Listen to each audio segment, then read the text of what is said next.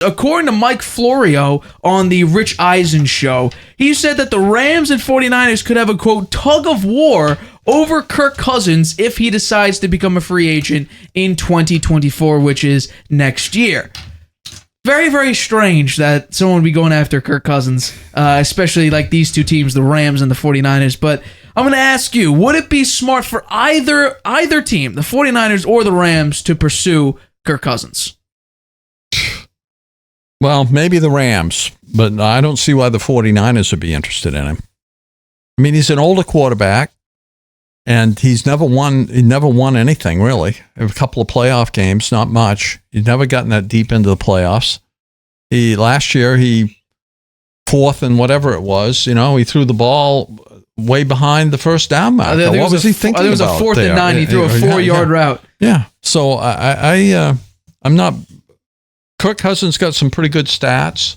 He's had some very good receivers to throw to, too, So I'm not that high on Kirk Cousins. I don't know why the 49ers would be that interested in him. I can see why the Rams might be because Matt Stafford. Matthew Stafford has had injury problems throughout his career, and most recently last year with the Rams. And when he was in there, he didn't play that well. And even in the Super Bowl year, he threw a lot of interceptions. So I think that, and they have him locked up now for another 2 years, Matthew Stafford, or is it one more year? I think it's actually 2 more years, isn't it? After this year. I thought it was 3 more because it wasn't a 4-year extension. I'll look at the contract right now. He becomes an unrestricted free agent in 2027. So I don't know why they'd be looking at Kirk Cousins, unless Kirk Cousins has a fantastic year, right? Gets deep into the playoffs, plays really well in the playoffs, has really good stats, not many interceptions. Then maybe it would make sense for the Rams to look at him. I don't know why the 49ers would. They have Purdy, who I think is. Look how well he did as a rookie. They also have your guy Trey Lance as well. Trey Lance. I haven't given up on Trey Lance either. I have not given up on Trey Lance. I think that he should be given a shot as well. I find it interesting how the 49ers and Rams, they were at each other's throats. Remember Kyle Shanahan's 7 or 8-0 against Sean McVay in his coaching career. I think almost all or nearly all of the games were with Jimmy G as the head quarterback of the 49ers. And now they're battling it out for, the 13th best quarterback, 14th best quarterback in the league, are they trying to sign him as a backup quarterback? I'm not too sure. Because, like you said, Brock Purdy is a young quarterback who showed a lot of promise when he was fully healthy last season. And the Rams have Matthew Stafford, who they just won a Super Bowl with 2 years ago, for 4 more years. Maybe Mike Florio is just trying to make noise. I don't know. What insight does he have that he thinks that the Rams and the 49ers are going after? With these these unknown sources. He's got us talking about it. He's got us talking about it. I don't know whether the rest of the world even believes this is something that is even possible or even contemplated. I don't think. Who knows? Anything can happen. But I think it's unlikely either team will be that interested in him. Well, the first thing we have to premise is this is all a big if the Vikings don't re-sign him. That's the thing. He's on a 1-year deal as of right now. He has a bunch of void years. They could extend him if they want, or they could let him test out free agency. There's only a couple teams, and we went over this even with Trey Lance. There's a couple teams where you could be like, okay, they could look at a quarterback. The Raiders, Jimmy G may not be healthy. Even then, he's not healthy throughout his career. I don't think he's ever started a complete full season. And Washington, who have Sam Howell as a quarterback. For me, you could also add the Falcons. Desmond Ritter's a young quarterback, but we don't know how good he will be. It seems like he isn't all that great. I could be wrong this season with Patterson back, with Drake London, with Kyle Pitts, with a lot of talent, with Algier, the running back. So I'm not too sure. There are only a couple teams. Are the Colts really going to, or the Titans really going to stick with Will Levis, who supposedly is had a horrible mini camp, had horrible OTAs, had accuracy issues, so it's not looking too good. Then you have Ryan Tannehill. You got rid of, you basically have no hope in Malik Willis to bring you to the promised land. So there may be a couple teams out there that would, look at Kirk Cousins. But then there may be... I don't think Washington's going to look at him. Because you think they're going to stick with Sam Howell? Well, I don't think they're going to bring back Kirk Cousins. He was with Washington before. That is true. I don't think they bring him back. Okay, no, that could be a fair point. And I do think the Vikings probably, if Kirk Cousins has a good year, they'll really try hard to re-sign him because who else are they going to get? I would say... Who else is going to be available to get? That's right? A good point. No, good and point. Justin Jefferson is somebody that needs a decent quarterback to throw him the ball, and you want one, right? Because he's your major weapon. No, I agree with you. Except there's a big problem with Kirk Cousins' game. I can't remember the last time he won in primetime. I can't. When you put him underneath, the stage lights of a big football game, Thursday night football, Sunday night football, he chokes. He lost to Daniel Jones and looked horrible doing it. He threw a 4-yard pass on a 4th and 9 for the last play of that game. He shrinks. He's a bad quarterback when, all the cards are pushed to the table and you expect him to go out and shine against a top tier team. He can't do it. He really can't. For instance, the only time this season that he won a primetime game, a night game, a Thursday night game. Remember that Thursday night game the Vikings won? It's against the New England Patriots. And it wasn't because he dominated that game. Thanksgiving. Yeah, it was. It was because the Patriots special teams decided to, he headbutt the punter, was that? And they got a big penalty and they drove down and won the game. I know that's a bad memory for you. Yep. But that's the truth. It wasn't Kirk Cousins lighting up the Patriots. Mac Jones, that was one of his best games that year. Yep. Was against this Vikings team. But think about week 2 against the Eagles. They lost 24-7. Then you go up against the Patriots. You beat them. Guess what? You had really no big time games. Outside of 1 p.m., Kirk Cousins was pretty small. You lost to the Packers 41-17 after you beat them in week 1. In November 20th, you lost 40-3 against the Cowboys. The Cowboys all their losses were by big scores. Here's another thing. They did have that game where they came back against the Colts. Yeah, they did. Right? Yeah, biggest comeback. That was pretty amazing. It was the biggest comeback in NFL history. Yeah. I'll say this, though. I will say this.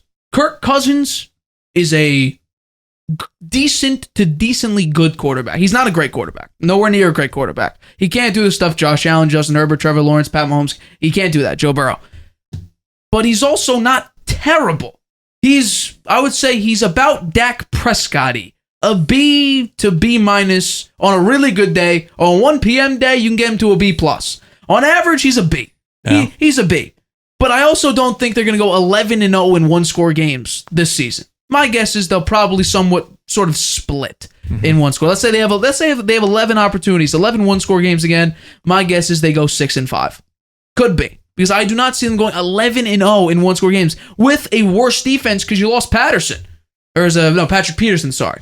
You lost some of your good guys. You already had the 31st ranked defense, and now your defense arguably is worse because Zadarius Smith also wants to be gone.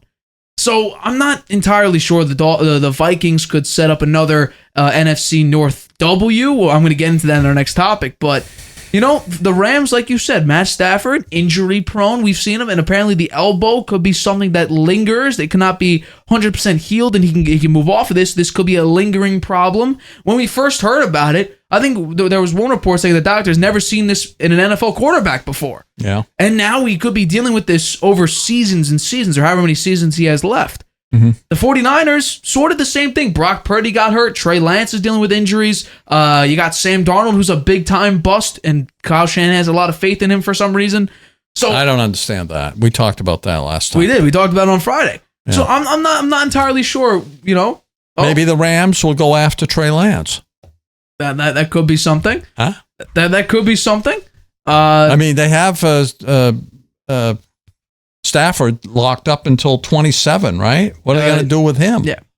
They have to have him there, so why not bring in a guy like Trey Lance, who has the ton of potential but is not proven yet? And if Stafford gets hurt, then he gets his chance. Well, they did sign Stetson Bennett. Remember who the hell's he? The Georgia quarterback. Won a couple national championships on a 4-year deal. He'll be 29 by the time his rookie year is done, or his rookie contract's over. because I think he's 25 years old now. Yeah. So they do have a young quarterback, but I'm shocked. Some of these quarterbacks, like for instance, Stetson Bennett, he won, I think, 2 national championships. Yeah, he's not the physical specimen, though. But he looked great in college. Yeah, he did.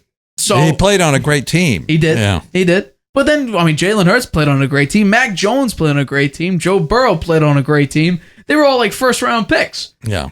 So I just find, they have Stetson Bennett, who's right now on the depth chart below Brett Ripien, which is interesting. They have 4 quarterbacks currently on the depth chart. I'm sure when the practice squad opens up, you'll probably put a couple of these quarterbacks on. My prediction is that Kirk Cousins, if he has a decent year, the Vikings will find a way to retain him. Do you think that's I'm sure you'll say yes to this, but do you think he's the best option there for the Vikings? For the Vikings? I'm not sure who else they would get. I don't know who else has got contracts coming due that are great quarterbacks out there. Most of the you get Trey Lance? No, he'll probably be available at the end of this year. He should be because if they're not going to use him, he's a 3rd overall pick. Right. They could get something for him. Well, apparently now you can't get anything for him. He has no trade market. Yeah, I don't know. Somebody ought to try to go get him then. If he's not worth anything, you could get him for a 7th round pick or something like that. Maybe. I bet the 49ers wouldn't give him up for a 7th round pick. I don't think so either. I don't think they would. I think they still think there's going to be something there for him if those other quarterbacks get hurt. If another team's interested, though, I wouldn't just go say, give us a 2nd round pick for Trey Lance. I don't think they should be, overvaluing him because they're not even going to use him. Yeah. So, I mean... Well, what do you think is going to happen to Kirk Cousins? Well, here's the thing. Here's a little... If he has a great year this year, what's going to happen to him? Define great year. They win 13 games again? They win 13 games or even 12 games, and or even 11 games, and they get in the playoffs, and they go deep into the playoffs. Maybe they lose in the 2nd round, but it's a very close game. Or they make it to the NFC Championship game.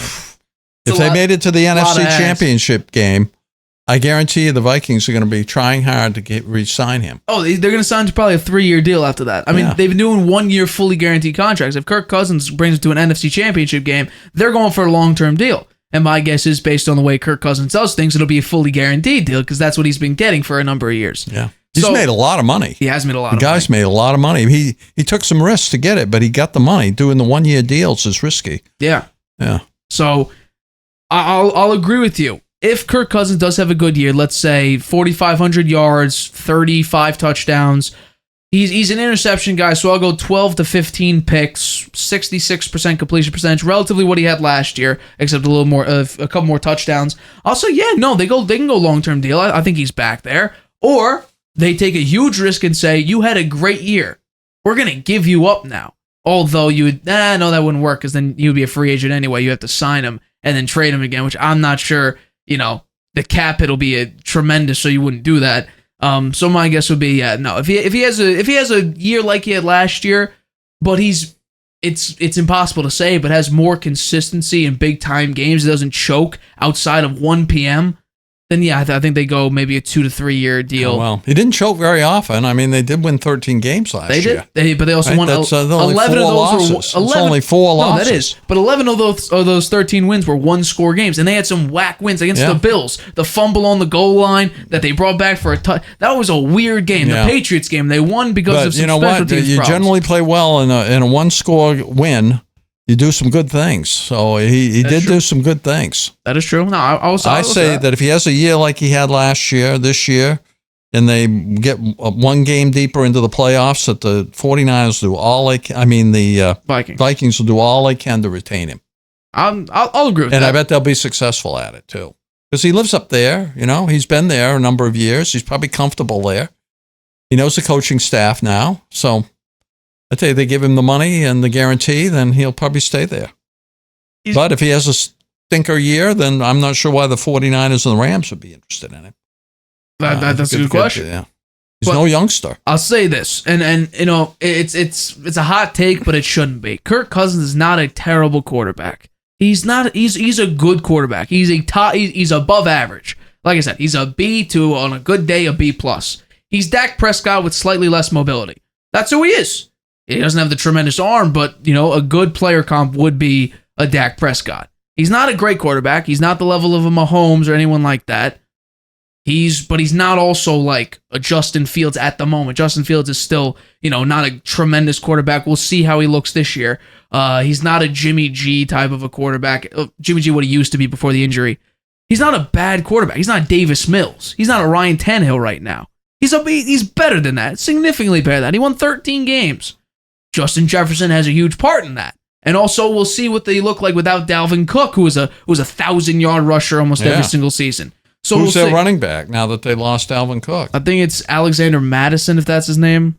He's a pretty efficient backup running back. Dalvin Cook is a talent. I think he's a pretty good talent. Absolutely.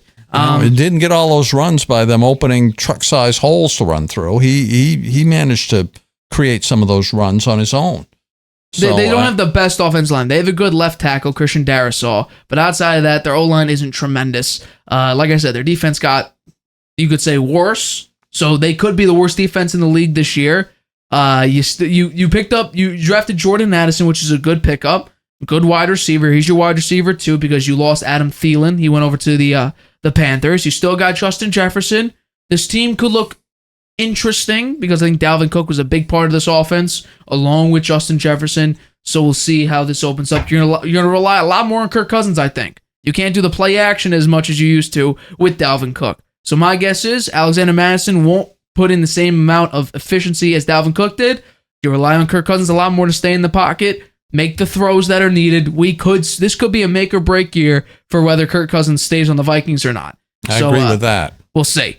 Hi, everybody. Thanks for watching. Make sure you subscribe here to get the latest from the show. Also, if you want to check out the full episode, make sure you click the I in the top right-hand corner right now. If you want to listen to this show anywhere you go, make sure you go to anchor.fm/The Harvey Hour or anywhere you get your podcasts.